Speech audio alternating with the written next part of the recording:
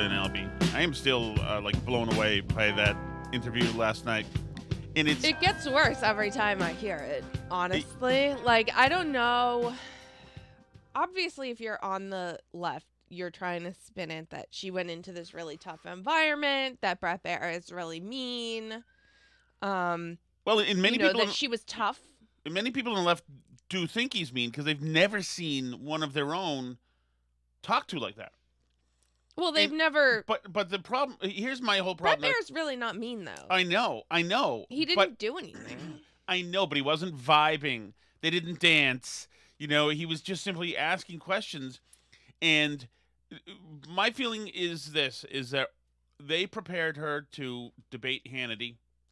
And so when she was with Brett Baer, she was only prepared to be an asshole. So, and evasive. So Brett Baer's asking her questions, which every single question he asked, she should have a good turnaround answer to and could make it a positive win. They weren't trick questions. I showed you one Twitter comment this morning that was she was perfect. She turned around his gotcha question and directed it back to Trump. They weren't gotcha questions. They were why did you do this to the border? It wasn't really a trick. It was the border bill that you're saying you wanted passed was until 2023. What about all the time before then?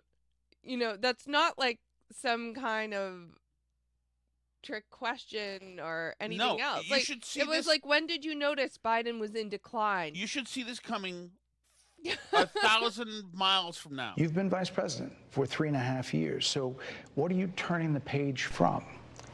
Well, first of all, turning the page from the last decade in which we have been burdened with the kind of rhetoric coming from Donald Trump that has been designed and implemented to divide our country. What the frig? He's still going to be allowed to talk even if you get elected, by the way. The problem is that his question was like a third-grade question. You've been president the last 4 years. What's going to change? What do you mean turn the page? Have something ready. Have something ready. Circumstances have changed now, and I'm better with a team that I've been working with here. We have devised a better and more streamlined process, thanks a lot, in part, to what I've learned from working with Joe Biden. There is some BS here that can work for this. It can't just be that Donald Trump's been talking for 10 years. Mm-hmm. He said last 4 years. Well, when we look at the last 10 years, what is this?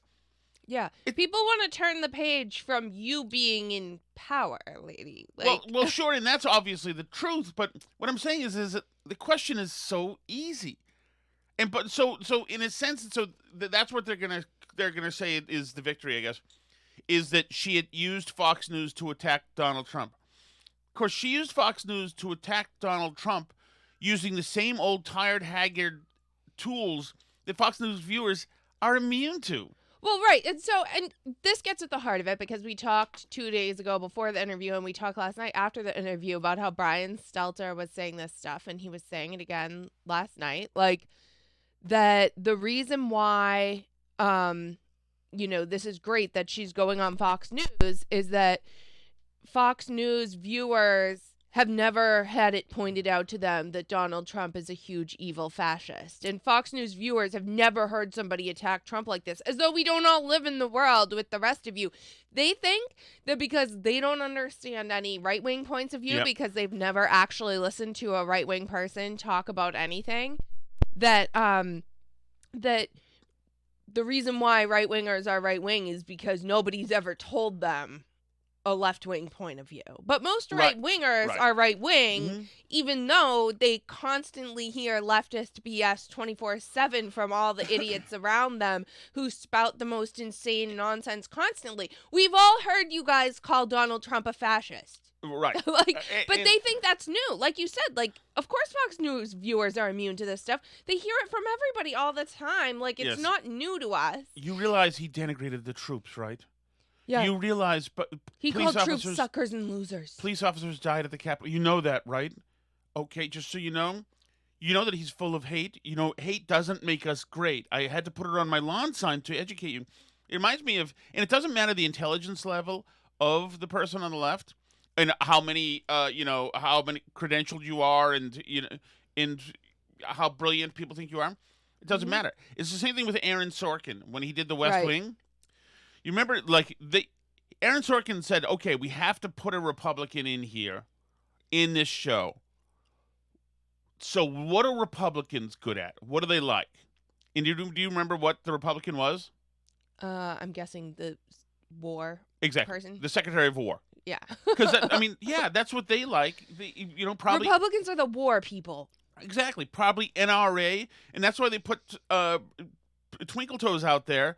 Put a gun on him. Make sure he wears a gun and a little bit of camo. That's what they like. They like a gun and a little bit of camo. Call him Coach. It's absolutely... They like hunting. They like camo. They like bland casseroles. What else do Republicans like? This is what they think. They don't have spice. Yeah, so they think Kamala went on Fox News and did something really new and said a bunch of really new stuff that no Republican has ever heard before. Right. And because they think, honestly, oh, well, if they could just have access to NPR like I do, obviously they wouldn't vote. That's what the Landsign says, right? Harris Walls, obviously. Yeah. The one of the problems is that Harold Washington and who's the cutie Democrat on Fox on the 5? Jessica Tarlov? Yes. Harold Washington and Jessica Tarlov do a good job on the 5. And sometimes they win points. Of course. And it's not like so people on Fox we're used to hearing the opposition come in. Now there's times on Fox when Hannity, when it's all it's you're getting the Republican that's the pure uncut stuff. Yeah. Exactly. But there is debate happening on Fox. Now to CNN's credit, there's starting to be debate on CNN too. And it's making for some incredible TV, because a lot of the people from the left on CNN have never heard voices say such things. Of course. So I want to go back to the clip we played at the end of last night's show, the CNN clip that you're referencing here, where for the first time ever, a bunch of panelists on CNN hear that maybe there were some changes to policing post the George Floyd riots that led to more crime and deaths amongst the people whose lives they think they were trying to save with their awesome George Floyd riots. Just yesterday, Ryan, about how in the context of riots, he was saying, let's just bring the military into it to deal with American citizens. I mean, that happened yesterday. Right, but the post-George Floyd riots resulted in an excess of over 15,000 black male deaths in this country. How? Yeah. The surge of violent crime, it was like Ferguson, the Ferguson effect and the Floyd effect. Respectfully, you got to explain to me how George Floyd's death. Yeah. Because I need causation here. Yes, you really are because what happens is after the Ferguson riot and after the Floyd riot, policemen, in fear of their jobs many times and political coverage, pull back from their jobs, resulting in an increased level of listen, I got to stop you there because hold on. You can look at the Washington Post. Ryan, we got to stop you there because you're literally making a connection out of your own conjecture. No. You cannot. It's a real thing. There's a bunch of studies of this. A bunch of serious social scientists have done actual studies where they try to determine causality by looking specifically at the differences in the ways that crime rose and was prosecuted and was handled post George Floyd in different places, dependent on whether policies changed, whether they had riots, all these things.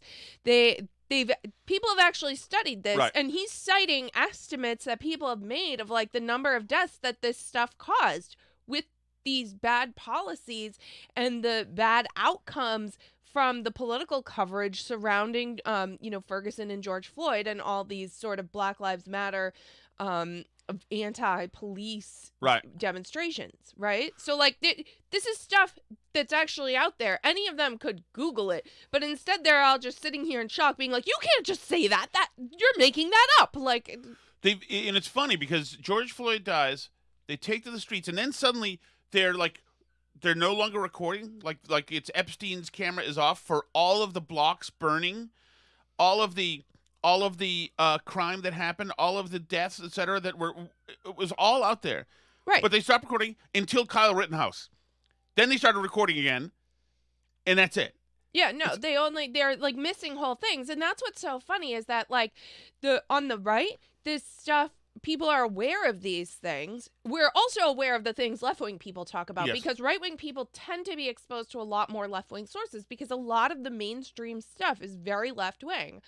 And so, by the way, Abby Phillips is laughing at him because she thinks he made it up because she doesn't know because she literally has not heard this. But it's funny because right-wing people hear all the left-wing stuff. We know all their narratives, but they don't know any right-wing things, which is so fascinating to me. And it leads to these tremendous blind spots in their knowledge, not just of this, but like, once again, like take the crime stuff, for example. They don't know, for example, that crime is up. They think that that's like a fake Republican talking point, right? And we'll get to the FBI stealth editing these numbers in a second. But I want to talk about this Atlantic article first because this is like so incredible to me. The Atlantic writes, this is their tweet, "The shoplifting surge is real. People think it's okay to steal, and no one knows how to stop them." No one knows. Goodness. Nobody's ever come up with a way to stop people from stealing. It just can't be done. Well, but it's impossible. We're 4 years into the shoplifting surge. It has been it's been on local TV in every state now. People walking out of Walmart with entire cars, Dodge Caravans, waiting to be filled up with stuff. It's like, it's been everywhere. Well, and more to the point, like right-wing sources have been talking about this for years and years as these DAs come in and say, we're making shoplifting legal now. A bunch of people were saying that's going to cause everybody to go and shoplift. Yes, with impunity. Literally, I think it was 2018 when Rachel Rollins in Boston said, she had a whole checklist of things. She wasn't prosecuting anymore. Well, right. And this was like people joked about it at the time. And right wing people were saying she's making all this crime legal. People are going to do all this crime now with impunity. And the very, very smart eggheads on the left told us that that was crazy, that people only shoplift because they're starving and that's their only way to get food or whatever it is. And so they skipped right past that to in Dorchester. Why should somebody be in Walgreens jail? and CVS are leaving. Mm-hmm. Why are they leaving? They should be held to account. No, you can't leave. Okay, but listen to this article because it's so like this is all new to them because they've never listened to an opposing view on any of their views on crime or any of this stuff. This is Mark Fisher, I believe his name is, writing for The Atlantic this week, I believe. He writes, "The splendor of the American big box store lay before me with its endless variety of shaving products in every imaginable size and color. A retail extravaganza, all of it locked behind plexiglass. I needed a razor, and in order to obtain one at my neighborhood Target, I had to press a red button to summon a store clerk. Oh, my goodness. Depending on where you live, you may know the drill. I waited in aisle B45 with 2 women, one in front of the Dove deodorants, the other in the Old Spice section. I keep pushing, but no one comes," says the Old Spice lady. 6 minutes passed. I pressed my button. My fellow shoppers pressed theirs. The Dove woman let out a dramatic sigh and left. Was a clean shave really worth all this? I looked at Old Spice. We shook our heads and departed. Result, 3 paying customers sacrificed to the war on shoplifting. I like that position, the war on shoplifting. I mean, of course, the end of the day is because you don't... Why has this age-old nuisance crime become so prevalent? People steal, and because it's easy, and with rare exceptions, free of consequences. No, really? You're telling me that if there's no consequences for stealing, people will steal? So what are you writing about George Gascon if you're not writing that he's not prosecuting people? David Kimmel, who resides in North Point Training Center, a former state mental hospital repurposed as a medium-security prison in Boyle County, Kentucky, is one of these exceptions. Kimmel is on his 4th tour in prison for shoplifting for stealing a $12.88 doll from Walmart and $142.68 worth of ammunition from a rural King store. This time, Kimmel faced a Kentucky prosecutor and jury who seemed determined to send a message. So anyway, he's in jail for 10 years for a shoplifting crime. I've done it hundreds of times. By the way, do we assume that his rap sheet is a little more extensive? Probably. But so here, he the thing steals, is he like... told me, because he's a drug addict. Pain pills, heroin, fentanyl. He's 39 and has been shoplifting since he was 15. I've done it hundreds of times, he said. There you go. During all those years, he was mostly employed, painting houses, doing construction. I could make a living, pay rent and electric. He said I couldn't afford drugs. He sold the stolen items at half their retail price to fences in a nearby parking lot or on Facebook. He knows it's not right, but you ain't hurting nobody, he told me. It's just from a big company. If he were back on the street now, he figures he'd still be shoplifting. He appealed his conviction, blah, blah, blah. Whereas many on the right see the rise in shoplifting as proof of a nationwide moral collapse, many on the left deny it's happening or that it's a meaningful problem. Shoplifting is one of the hardest crimes to measure because only a tiny proportion of the cases are ever reported to police, etc., etc., etc. So this goes on. But this is like, it's an insane article if you exist on the American right, because the American right has been talking about this phenomenon for years now. Of course. And by the way, it's not an unsolvable problem. And also, by the way, Alice, if you lock up all the drug-addicted thieves... But also, by the way, Alice, it's not just anymore. It's not just, Dorchester, Massachusetts, or Boston, Massachusetts. It's up in Vermont, where Morgan lives, in their Walmart. It's now in Seabrook, New Hampshire. Right.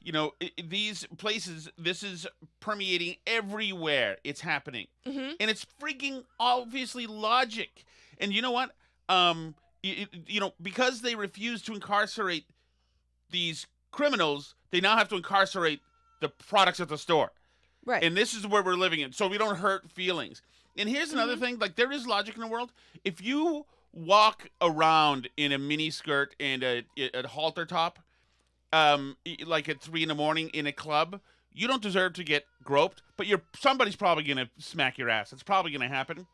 There is stuff that is absolutely just logic, and that's what this is. People know how this works. It is absolutely just logic. Right.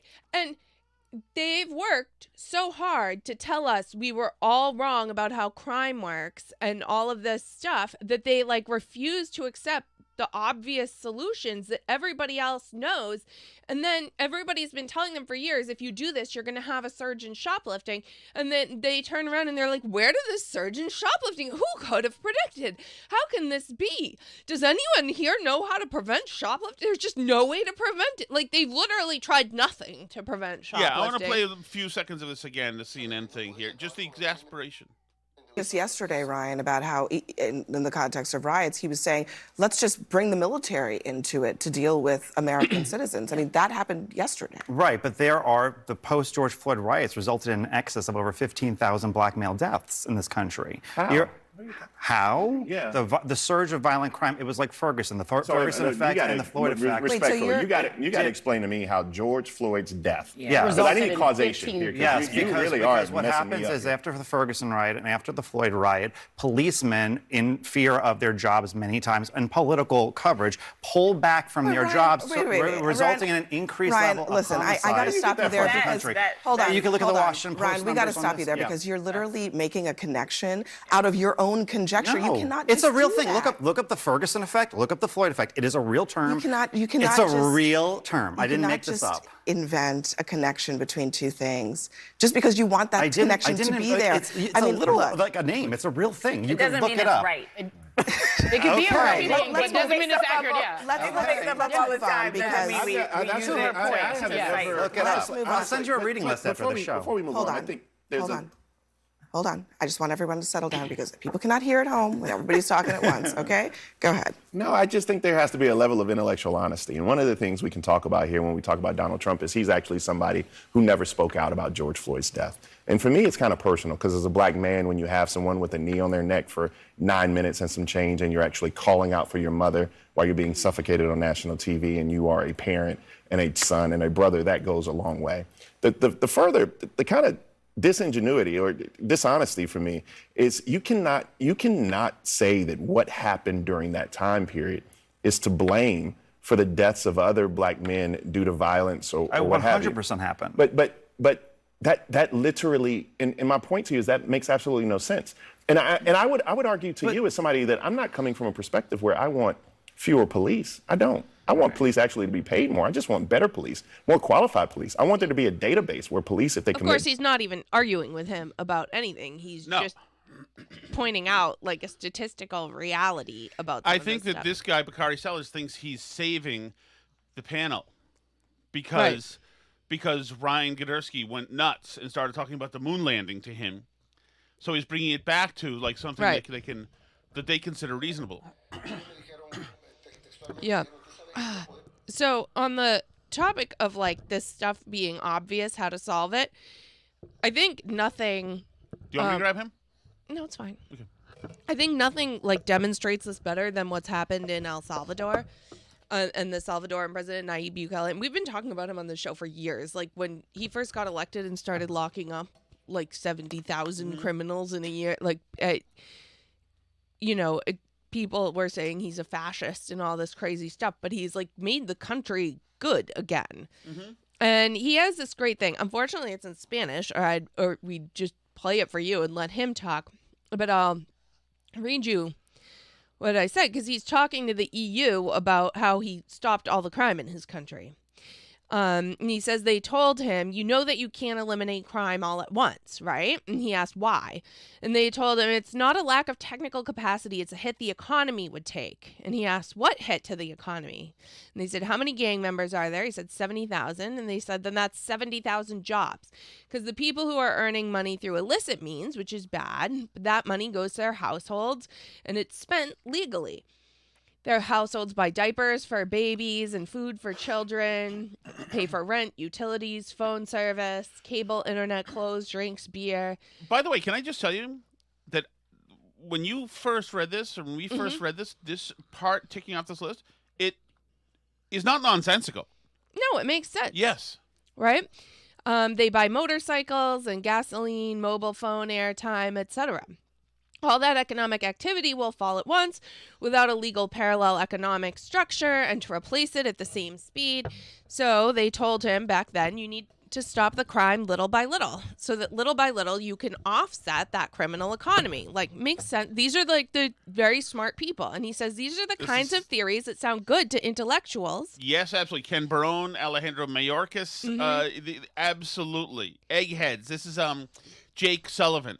Right. He says this sounds good to the intellectuals, and it sounds good in theory, but it does not work in reality. And he says the reality is that crime is crime. Period. And if you allow it, they will always win in the war of incentives. Because if a young man comes along and says, I don't have many opportunities, I think I'll sell tomatoes at the market. Selling tomatoes at the market is going to be tough. To start, it's not any fun. It's not something I'm proud of. I have to go carry the tomatoes and sell them all day under the sun at the market that maybe isn't in good repair. Some of the tomatoes are going to spoil. The product isn't even mine. I'll probably be selling on consignment. If they go bad, I have to pay for them. If I finally sell enough, I'll earn $5. Then, on my way home, a gang member shows up and says, give me my $5. So the incentive for this young man is to be a gang member and collect the $5 rather than selling tomatoes to maybe earn $5 that he'll then have to hand over to the gang. We'll never be able to win the war of incentives. We have found out the hard way that the only choice was to go after the gangs and arrest them. Not to punish them, but to remove them from society. They have to be out of the equation. They can't just show up to collect. So now that young man thinks about his new incentives and he says, what should I do? Should I be a gang member and end up in prison? Or should I get to work and earn money that now nobody will take from me? Now he can even get himself a girlfriend because she'll see that he isn't a gang member. The point is that now the incentive structure is right for society. So he answered the person from the multilateral agency. Nayib Bukele says that he answered. We understand that we'll pay an economic price for eliminating crime. But I shared the analogy of a cancer patient.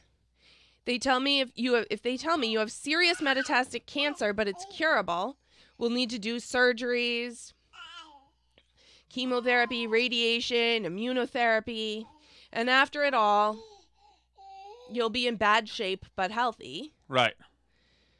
You can gain the weight back and recover. I would choose that option. I would undergo the surgeries and the chemotherapy, the radiation, the immunotherapy. I'd be in bad shape, but I would recover. Nayib Bukele says, the alternative is to say, no, I won't do anything. I feel okay. It's not too bad right now. Well, eventually the cancer will get the best of me. So we accepted that we would pay an economic price. And our calculations not from our financial cabinet, but from within our security cabinet, where that we would have a cost of 10% of our GDP. Our GDP would fall by 10% to eliminate crime. But our GDP didn't fall by 10%. It grew by 3.5%. Well, so I think the element of what he's saying that makes him so extraordinary is it takes incredible and non-existing political leadership to be able to take a beating, to walk in to take a beating rather than win the day. And that's precisely the opposite of Harris Biden, which can't bear to lose one day, and that's why it's constant gaslighting. Well, and if the experts tell them you can't do X, you can't. That's not possible. You can't just lock up the criminals. That's not a possibility. Right. So then they turn around and tell all the people who are like, I don't understand why you keep letting people cross our border. And they're like, well, you don't understand. The experts say we can't just close the border. You can't just build a wall. That's crazy talk. You can't just close the border. You can't just arrest the shoplifters. You don't understand. There's big, important, nuanced factors to consider here. The very smart people have told us that you can't. It seems like the obvious answer that when people do crimes that you would put them in jail. But unfortunately, it's just not that simple. The experts let us know that that's not like. People like Trump or Bukele in El Salvador, they have proven that it actually is that simple. Well, absolutely. Of course, you can just actually lock up the criminals and the crime goes away. Well, right. In the same way, by the way, that you tell people surge to the border, well, they'll surge to the border. But when the mean guy's in charge and he tells you don't come here and we're building a wall, then you're less likely to do that, which is, of course, what you had. It all totally makes sense, and it's so freaking maddening that this administration, like any political leadership, none of it was like when they jacked down energy production, which is now back up because they stepped in it because they're a-holes. They never said like, okay, this is probably going to hurt you at the pump a little bit, but there's a greater good. They never leveled with him. All they said is Putin's price hike. Never leveled with you. That's why they're so cynical. That's why like people hate politics and hate politicians rightfully, because there's like almost to a person, they're full of it, and they're like. And Kamala's the worst absolute version of this. The worst version of this. She's been just absolutely ridiculous. Of course, and what's even more concerning is that, but the Biden-Harris administration is using all these executive branch agencies in really sketchy ways to further their own agenda. So, and I want to talk about these crime statistics from the FBI because this story, like, I thought this was just like some revised number, but this is way worse than I thought it was when I started reading the story. This is by John Lott for Real Clear Investigations. Remember you got in a fight with John Lott? Yeah, it didn't make any sense. I love him. I've always thought he was great.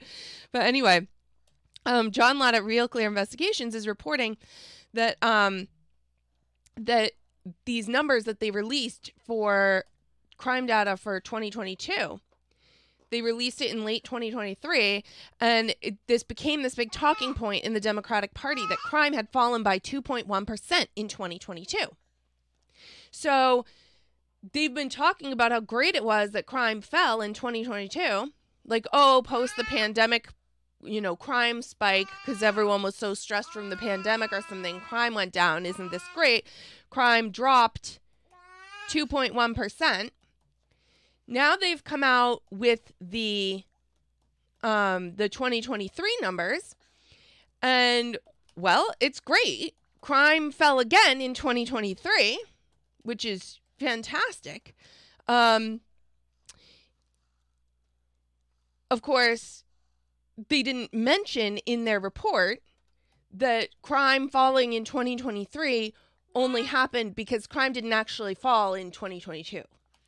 Yeah. They revised up without saying anything, by the way. They revised up the 2022 numbers by thousands of violent crimes, like 80,000 violent crimes. So did they explain why they revised up? No, they didn't even say that they revised it up. They just released a report with new numbers for 2022, and crime didn't go down in 2022. It rose by 4.5% over the 2021 numbers, which were already higher than the 2020 numbers, which were already high from the pandemic crime spike. Right, of course. So crime went up in 2022, and so they're claiming that crime went down in 2023 by citing a 2022 number. That's not what they came out with last year. Mm-hmm. That's not what they came out with originally. Crime went way up in 2022. And so who would ever trust this 2023 number that they have now saying that crime went down again? It's insane. It's insane. And we're talking about, 1,700 murders, 8,000 rapes, 33,000 robberies, 37,000 assaults. I mean, these are... The left doesn't want to call shoplifting a real crime. They're like, oh, well, crime's going up, but not the really violent bad one. No, these are the really bad crimes. 37,000 aggravated assaults. This is 80,000 more violent crimes than in 2021, right? So this is... this is extremely concerning. The department isn't saying why they did it. They're not even saying that they did it. You just have to go back and look at the original report they released compared to the new report this year. It just has different numbers. Mm-hmm. They're not saying anything about it. And I mean, obviously it doesn't, include crimes that aren't reported and all this stuff. Well, why do you think that this change was made? I think that they wanted in 2022 to say that crime was down. So they released incomplete numbers and said crime was down for an election year. Well, yeah. So they came out in late 2023 and said this. They're also, but then this year for the 2023 crime numbers, they wanted to again say that crime was down, but they couldn't because the crime numbers were so high. So they had to, let the 2022 numbers I have a go up different and be what take they on are. why this revising happened recently. Why? I think it has to do with Tom Cotton. I think that they are fearful that in about 6 months, Tom Cotton's going to be the Attorney General. And heads are going to roll in the Department of Justice big time because heads need to roll. Because all of these people are absolute and total liars and corrupt, third world, just crooks and miscreants. And I think that they think that Trump is going to come into Washington, D.C., and this gravy train could be over. And that if you put somebody like Cotton in, who's a smart guy, who's an attorney, who was in the military, he is going to have a conveyor belt full of prosecutions against people in the Department of Justice. Mm-hmm. That needs to happen, obviously. I mean, these guys like Peter Strzok, et cetera, need to be incarcerated. We're too used to this stuff. And but also, I do think that this FBI story is really bad. The fact that they haven't even announced this, the fact that they're just putting new numbers in for 2022, and they're not saying anything about why they're revising it, that's incredible to me. And for them to go out here and be like, oh yeah, crime down again in 2023. Yeah. You're like, wow, that's crazy. It went down in 2022 also. And they're like, well, no, it's just... Where were you working off of? What? This is Real Clear Investigations. Oh, that's right. Okay, it's the same. So, it's amazing, but all, you know what? Also, to me, it's just total government corruption, and the fact that the Prime Directive is not... It has changed from what it used to be. It's no longer, ethically executing the functions of your job. It is now totally and utterly activism first. And that's why, But that's, dangerous. That's dangerous, exactly. Let me tell you how it's dangerous. Somebody takes a few shots at the president, grazes his ear, because nobody neutralizes the shooter, Alice. And then we're told by the director of the Secret Service that they couldn't because the angle of the roof they couldn't be on. They couldn't be on there because of the angle of the roof. Of course, the shooter had no problem with the angle of the roof. And then when he goes to Butler again, where the Secret Service? On the sloped roof. Exactly. And how is she, this director of the Secret Service, how is she not under arrest right now? It's fucking unbelievable. Yeah. Everyone in this government is, I mean, like, you know, you want to believe that it's incompetence, but it begins at some point to seem more like they're just malicious and, Yes. you know, working to get Biden and Kamala Yep. elected without regard for any truth, any integrity whatsoever. You know what? We just won't count 80,000 violent crimes because it makes Biden and Kamala look bad if everyone's right that crime is up. Right. But you know what else? And also, of course these people would steal an election. Freaking of course they would.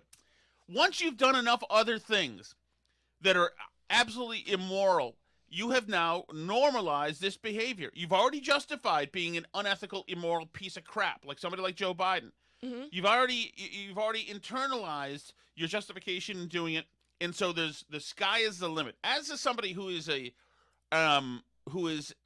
low-level thief, I can tell you that it's a lot easier to gype small items from places once you've got your first few gypes in.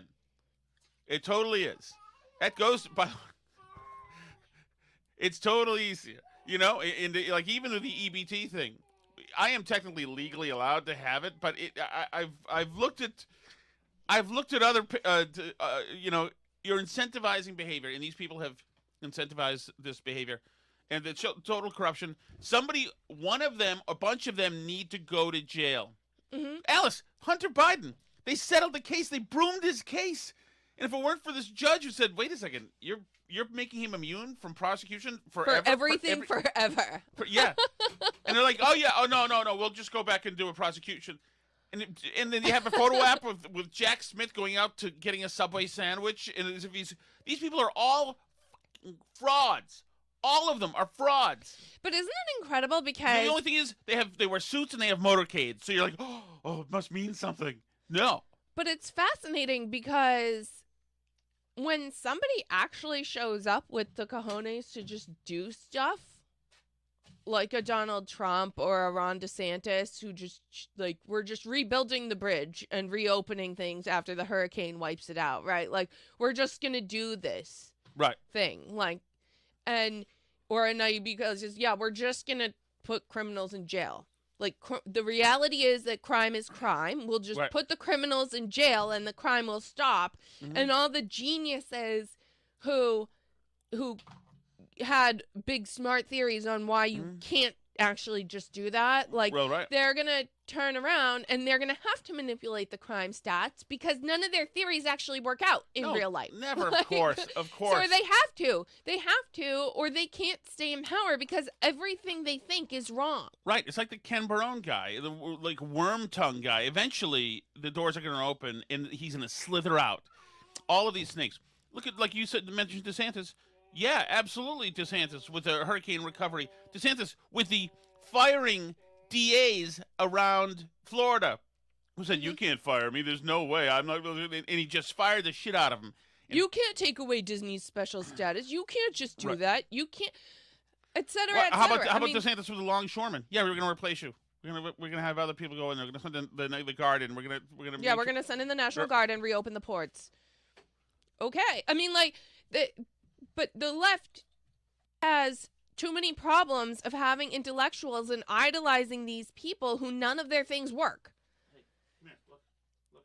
You know, they did the Obamacare website. Nothing they touch ever works. None of their theories ever works out. Nothing they do makes society better.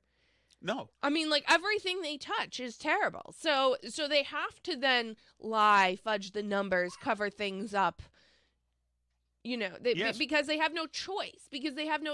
And then, you know, it turns around. You almost feel the worst for the people who are just like the midwits who believe all this stuff, who believe like that the Nat sound on NPR means that everyone there is really smart, who believe that like all these people working in government are honest and smart public servants, and that, you know, Fauci and Dr. Collins and everybody, they're all like, you know, very smart people who are experts in this stuff, and that if we just listen to them, like, there is a spike of monkeypox, you know, in Barnstable County. We're not sure why. You know, that these DAs come in and actually, if you stop prosecuting the crime, then the places, then they actually get safer. It's, not what you'd think, but my very expert theory says that all this stuff, da-da-da-da-da, and these midwits who write at The Atlantic and do things like that believe the shtick, and then they're like, why does everything seem to be locked up everywhere? Why can't I get anything at the store? It's weird. And I mean, crime is down. I definitely believe crime is down because they believe all the stupid stuff that these idiots come out with. Yeah. And of course, if Elon Musk right now hadn't bought Twitter, it would be illegal to share the Real Clear Politics article about how the FBI changed the crime stats. They would clamp down on that as misinformation. Of course they would. Of course they would. Absolutely. So, I mean, but once again, this is the problem, is that their theories and their ideas and their arguments for stuff cannot withstand any scrutiny, much less contact with reality, right? That's why Kamala Harris, and I said last night that I almost feel bad for her because she's she's being asked to defend the indefensible. Like, she can't defend her record. She has nothing to run on. She has nothing to say. None of her ideas work. They're all bad ideas. Nothing that she's done has done anything good for anyone. Like, she's in an impossible situation. They're sending her out here like a sacrificial lamb to, like, make arguments for this stuff that just none of it. But they think that the problem is that the Fox News viewers haven't heard any of this before. Right.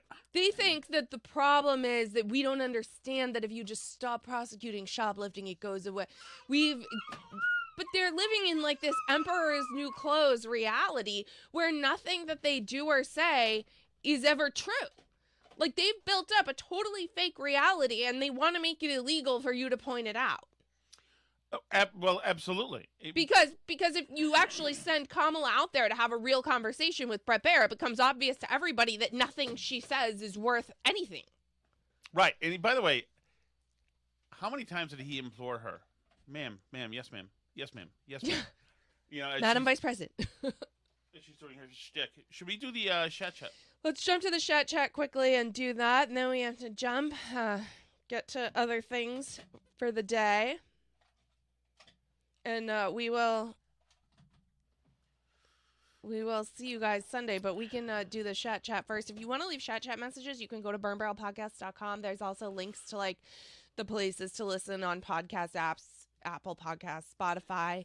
If you like the show, leave a review. That's always nice. And if you want to support the show, you can go to patreon.com/burnbarrel where we do live streams every day for the Patreon. We do them just once a week, kind of for everybody. And if you want to join that, once again, that's patreon.com/burnbarrel. Are we not doing the chat? Yeah, we are. But also, we've also got a Burn Barrel Instagram is now up. Ooh. And, the Burn Barrel TikTok has been up for a while. How many views does my video have? Let's see. How many views your video has? 48,000. That's pretty good, I think. Yes, it is. I have 48,000 views on TikTok. Are we rich? No, we're not rich. No. You don't want that. We're not rich, but okay. That's great. I'm happy. Sorry about the audio quality. That's good. Okay. Oh, there we go. Dr. Cheswick? Remember, son, you're a melon. Call me sometime when you have no class. I know, that's the line that you always say. Yes, I do. Hey guys, Paul in the car. Hey, Paul. That Kamala Brett Baier interview last night was fantastic. Probably one of the best interviews I've ever seen, political interviews I've ever seen in my lifetime. And maybe the best one I'll ever see. Yes. And it told me, and many Kamala haters, exactly what we already knew, probably strengthened it, but it has to show, if you're undecided about this race right now, and you're in that 6 or 8% that really the entire country is hinged upon to see who comes out as a winner. If you're in that 6 or 8%, I don't know how that isn't a prerequisite for you to be able to vote. You have to watch that. If you're even contemplating voting for her, you have to watch that interview. And even after the first 3 or 4 minutes, you have to sit back, and any reasonable, sane person would sit back and say,